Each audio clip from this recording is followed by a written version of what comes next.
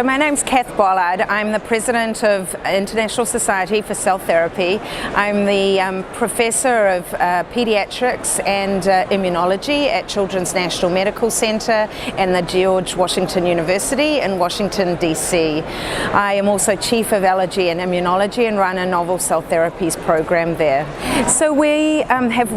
helped pioneer the use of multivirus specific T cells for patients after bone marrow transplant, and we now have a particular focus on children with primary immune deficiencies, trying to cure them of their life-threatening viral infections before they even get to transplant, and also to prevent and treat devastating virus infections after transplant. We're currently opening a new protocol that targets 6 viruses, including parainfluenza, which will be a first-in-man product to not only prevent but treat children with this disease. So I think with the children with primary immune deficiencies, there's been a lot of challenges because they're already coming to you so immune deficient and so sick, and so there's really a time crunch, if you like, to try and get the product to them before they really progress to a point where you can no longer help them.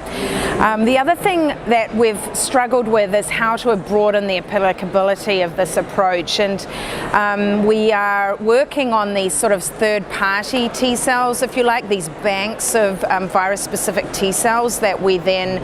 give to any patient in a partially HLA-matched manner.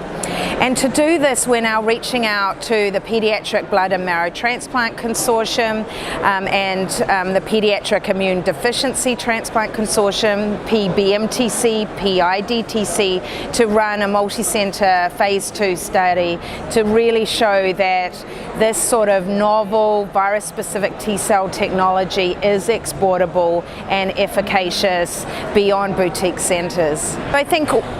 if we're successful with the phase 2 study, I think where we would like to go is licensure, being able to bring this therapy into mainstream standard of care. So I think this year has been a particularly special year because it's our 25th jubilee, and what it's enabled me to do is really look back and take pause and really admire the work of all these pioneers in the field who have created this sort of field of cell therapy that went from almost being like a fringe operation to now real mainstream acceptance by all types of, not only in academia but also in industry and beyond. So this has been the true pleasure, especially being at this annual meeting which is celebrating our 25th year.